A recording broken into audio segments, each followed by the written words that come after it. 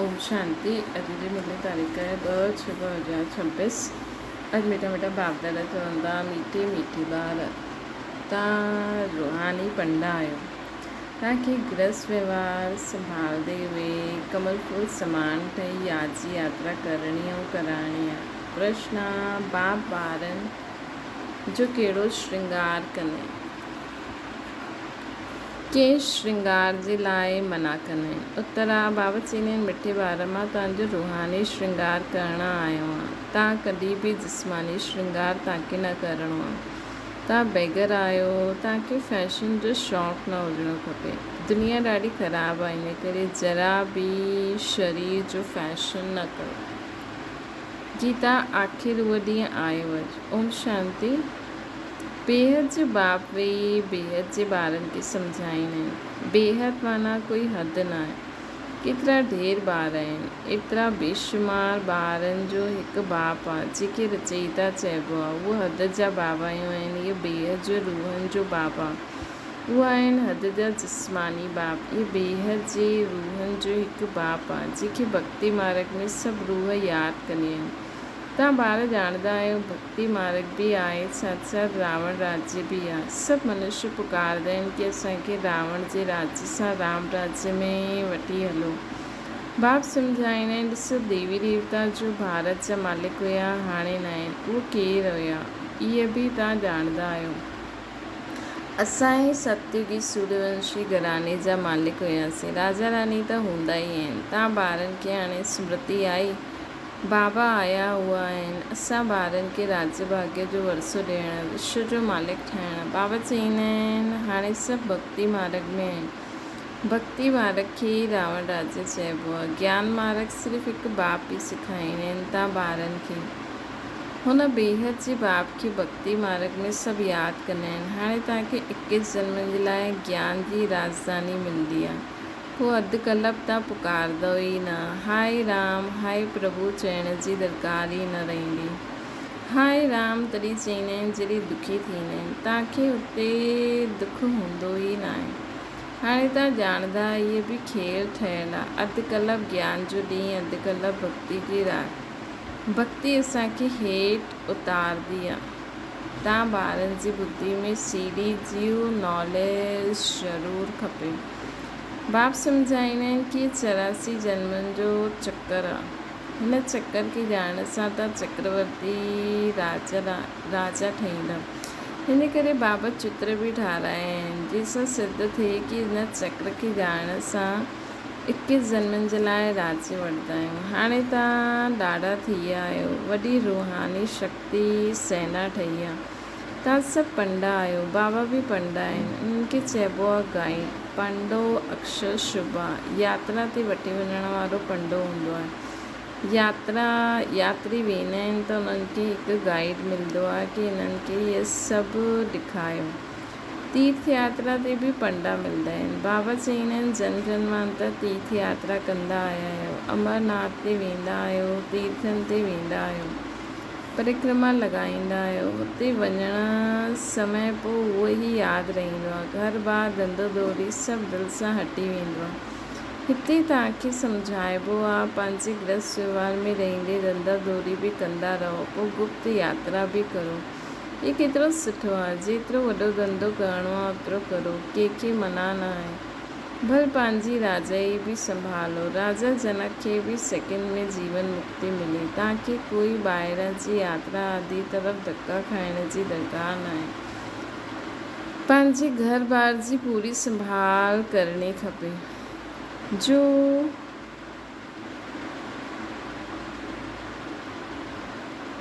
जो सेंसिबल सुठा ॿार आहिनि उहे सम्झनि असांखे घर गृहस्थ में रहंदे कमल फूल समान ठही करे रहणो आहे। गृहस्थ व्यवहार सां तंग न थियणो खपे। कुमार कुमारी त जीअं सन्यासी आहिनि। हिननि में विकार न आहे। 5 विकारनि सां दूर आहिनि। हाणे तव्हां ॿार ॼाणंदा आहियो असांजो श्रृंगार ई ॿियो प्रकार जो आहे। उन्हनि जो ॿियो आहे। तव्हांखे आहे उन्हनि जो आहे तमो प्रधान श्रृंगार, तव्हांजो आहे सतो प्रधान श्रृंगार। जी सर तव्हांखे सतो प्रधान सूर्यवंशी राजाई में वञिणो आहे। बाबा तव्हां ॿारनि खे सम्झाईंदा आहिनि तमो प्रधान जिस्मानी श्रृंगार जरा बि न करो, दुनिया ॾाढी ख़राबु आहे। गृहस्थ व्यवहार में रहंदे फैशनेबल न ठहो, फैशन कोशिशि कंदो आहे। हिन समय ख़ूबसूरती सुठी न आहे, कारा हुजनि त सुठो आहे। कोई पंजो न मारे, ख़ूबसूरती पिछाड़ी त फिरदा रहंदा आहिनि। श्री कृष्ण खे सावरो ॾेखारींदा आहिनि तव्हांखे गोरो ठाहिणो आहे। तव्हांखे गोरो ठाहिणो आहे शिव बाबा सां। पोइ गोरो ठाहींदा आहिनि पाउडर आदि सां। केतिरो फैशन आहे न, ॻाल्हि न पुछो। साहूकारनि जी त सत्यानाश आहे। ग़रीब सुठा आहिनि, गावड़े में वञी करे ग़रीबनि जो कल्याण करिणो, परंतु आवाज़ करण वारा सुठा वॾा आदमी बि खपनि। तव्हां सभु ग़रीब आहियो, कोई साहूकार आहे छा? तव्हां ॾिसो केॾा साधारण वेठा आहियो। बॉम्बे में फैशन ॾिसो त छा लॻो पियो आहे। बाबा वटि मिलण ईंदा आहिनि त चवंदा आहिनि तव्हां इहे जिस्मानी श्रृंगार कयो आहे, हाणे अचो मां तव्हांजो ज्ञान श्रृंगार करायां, जंहिंसां त स्वर्ग जी परी के जन्मनि जे लाइ ठही वेंदव, सदा सुखी ठही वेंदव, न रोईंदव न दुख थींदव। हाणे इहे जिस्मानी श्रृंगार तव्हां छॾो।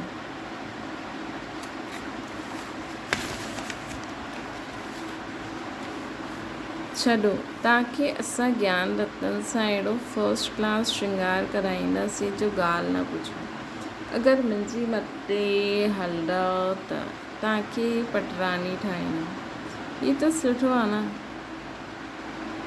तव्हां सभु भारतवासियुनि खे न तमो प्रधान आसुरी दुनिया नर्क सां भॻाए स्वर्ग जी महारानी ठाहींदव।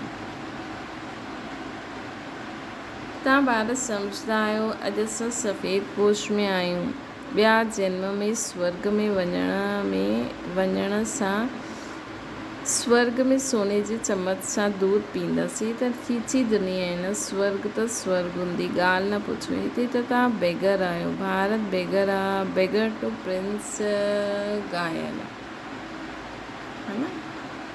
स्वर्ग भारत बेगर आहे, पोइ असां बेगर खां प्रिंस ठाहींदासीं। बेगर टू प्रिंस ॻायल आहे। हिन भारत में ई तव्हां जन्म वठंदा आहियो।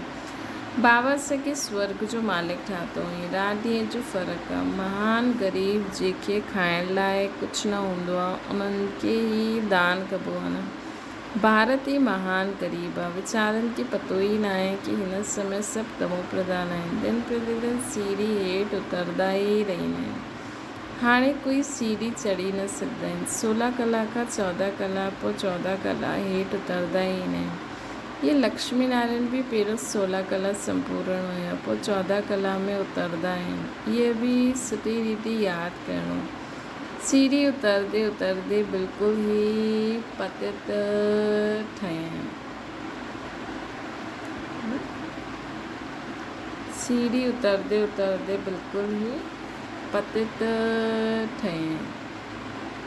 भारतवासी को स्वर्ग जा मालिक केरु ठाहे? ये वर्ल्ड जी हिस्ट्री जोग्राफी रिपीट थींदी आहे। सीढ़ी उतरदे उतरदे बिल्कुलु हेठि पतित अची करे थिया आहिनि। पोइ स्वर्ग जो मालिक केरु ठाहे? ये वर्ल्ड जी हिस्ट्री जोग्राफी रिपीट थींदी आहे।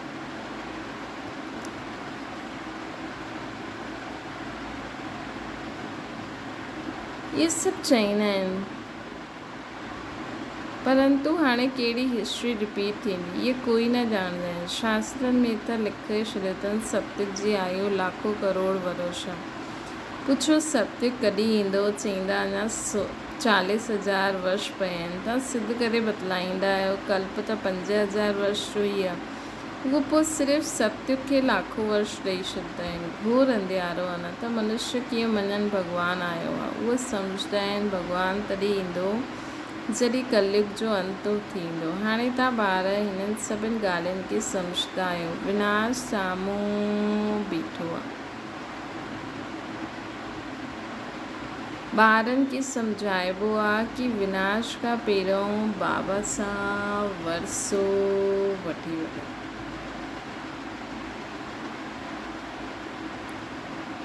परंतु कुंभकर्ण जी नींद में सुम्ही पिया हूंदा आहिनि त वीचारा हाय हाय करे मरदा। तव्हांजी जय जयकार थी वेंदी। विनाश में थींदी आहे हाय हाय, विपरीत बुद्धि हाय हाय कंदा। हाणे तव्हां आहियो सचे जे औलाद सचा। नर्क जो विनाश थियण बग़ैर स्वर्ग कीअं ठहींदो? तव्हां चईंदो इहा महाभारत जी लड़ाई आहे, उन्हनि सां ई स्वर्ग जा द्वार खुलणा आहिनि। मनुष्य त कुझु बि न ॼाणंदा आहिनि। तव्हांजी बुद्धि में आहे असांखे हाणे दैवी स्वराज जो माखन मिलंदो। उहे आपस में लड़दा रहंदा आहिनि। उहा बि मनुष्य, तव्हां बि मनुष्य, परंतु उहा आसुरी संप्रदाय आहे, तव्हां दैवी संप्रदाय आहे।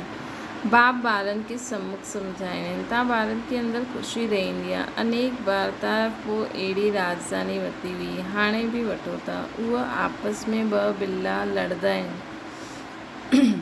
माखन तव्हांखे मिलंदो आहे सॼे विश्व जी बादशाही जो। तव्हां हिते ईंदा आहियो विश्व जा मालिक ठहिण। तव्हां ॼाणंदा आहियो असां बाबा सां योग लॻाए कर्मातीत अवस्था खे पाईंदासीं। उहा आपस में लड़दा, असां विश्व जी बादशाही पाईंदासीं। हीअ त कॉमन ॻाल्हि आहे। उहा बाहुबल वारा विश्व जी बादशाही वठी न सघनि। तव्हां योग बल सां विश्व जा मालिक ठहींदा आहियो।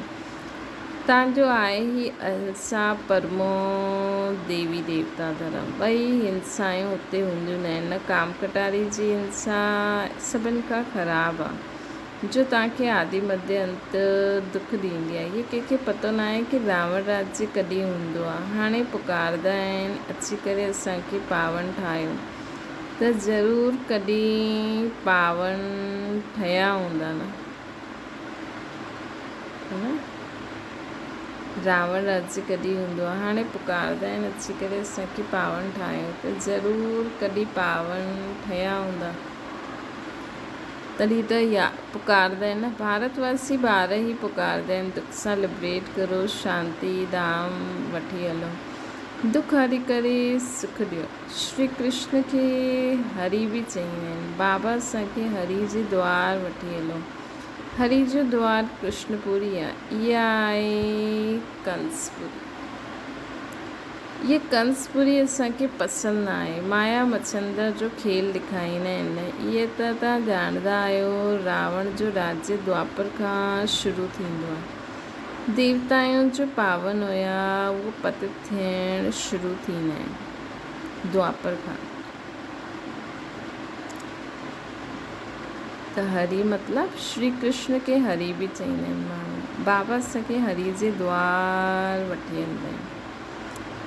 बाबा चवनि था देवताउनि जो पावन हुया, उहो पतित थियण शुरू थींदा आहिनि। उन्हनि जी बि निशानी जगन्नाथपुरी में आहे। दुनिया में ॾाढो गंद आहे।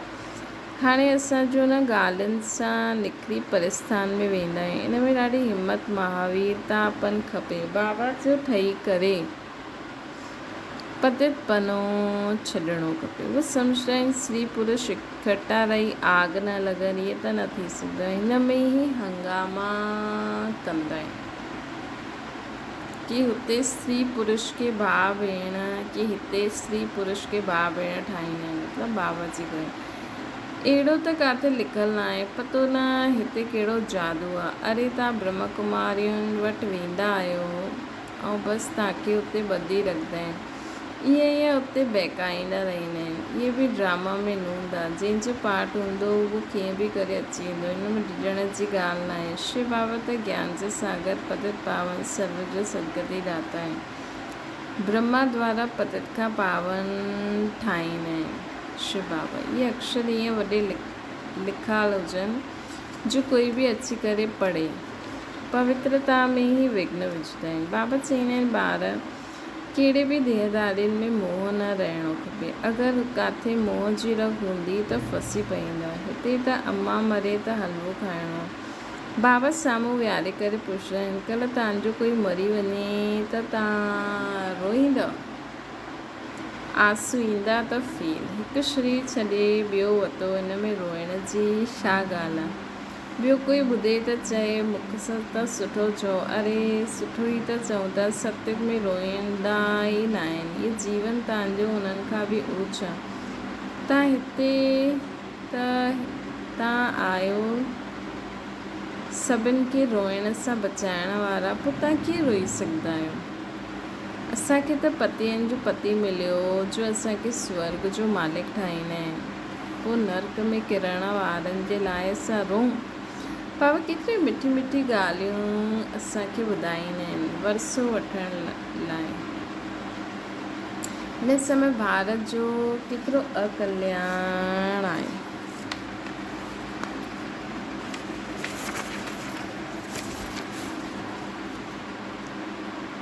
अकल्याण थियल आहिनि, बाबा अची करे कल्याण कंदा आहिनि। भारत खे मगध देश चईंदा आहिनि। सिंध जहिड़ो फैशनेबल कोई हूंदो न आहे। विलायत सां फैशन सिखी करे ईंदा आहिनि। वार ठाहिण जो अॼुकल्ह छोरियुनि खे ॾाढो ख़र्चो, छोरियूं केतिरो ख़र्चो कंदियूं आहिनि। उन्हनि खे चईंदा आहिनि नर्क जी परियूं। बाबा तव्हांखे स्वर्ग जी परी ठाहींदा आहिनि। चईंदा आहिनि असांजे लाइ त हिते ई स्वर्ग आहे, इहो सुख वठी वठो, कल्ह छा थींदो असां छा ॼाणो, उहे ईअं चईंदा आहिनि। ईअं अनेक वीचार वारा ईंदा आहिनि। अच्छा मीठी मीठी सिकिल ते ॿारनि प्रति माता पिता बाप दादा जो यादि प्यार ऐं गुड मॉर्निंग। रूहानी बाप जी से सभिनि रूहानी ॿारनि खे नमस्ते। असांजी बि रूहानी माता पिता बाप दादा खे यादि प्यार गुड मॉर्निंग ऐं नमस्ते। ध्यान जे लाइ मुख्य साथ सचो रूहानी पंडो ठही करे सभिनि खे घर जो रास्तो ॿुधाइणो। शरीर निर्वाह ते धंधो कंदे हुए याची यात्रा में रहणो आहे। कार्य व्यवहार सां में तंग न थियणो। ॿियो आहे ज्ञान श्रृंगार करे स्वयं खे स्वर्ग जी परी ठाहिणी आहे। इन करे इन तमो प्रधान दुनिया में जिस्मानी श्रृंगार न करणो। कलयुगी फैशन छॾे ॾियणो। वरदाना बालक ऐं मालिकपन जे बैलेंस द्वारा युक्त हलण वारा सफलता मुहूर्त ठहो। जेतिरो थी सघे सर्विस जे संबंध में बालकपन, पंहिंजी पुरुषार्थ जी स्थिति में मालिकपन, संबंध संपर्क ऐं सर्विस में बालकपन, याची यात्रा ऐं मंथन में मालिकपन, साथियुनि ऐं संगठन में बालकपन, व्यक्तिगत में मालिकपन। हिन बैलेंस सां हलण ई युक्त हलण आहे। इन सां सहज ई हर कार्य में सफलता प्राप्त थींदी। स्थिति हिकरस रहंदी ऐं सहज ई सर्व जे स्नेही ठही वेंदा। स्लोगन आहे सोचणो करणु समान हुजे तॾहिं चईंदासीं विल पावर वारी शक्तिशाली आत्मा। सोचणो करणु समान हुजे, जो सोचो उहो ई करो तॾहिं चईंदासीं विल पावर वारी शक्तिशाली आत्मा। अव्यक्त इशारो हर्षित रहण जो गुण पुरुषार्थ में ॾाढो मददगार ठही सघंदो आहे। लेकिन जीअं सूरत हर्षित रहंदी आहे वैसे आत्मा बि सदैव हर्षित रहे। हिन नेचुरल गुण खे आत्मा में लाइणो आहे। सदा हर्षित रहंदव त माया जी कोई आकर्षित न कंदी। इहा बाबा जी गारंटी आहे अगरि असां सदा हर्षित रहंदासीं त। लेकिन सदा हर्षित रहण लाइ पंहिंजी रूहानी शान में रहणो आहे।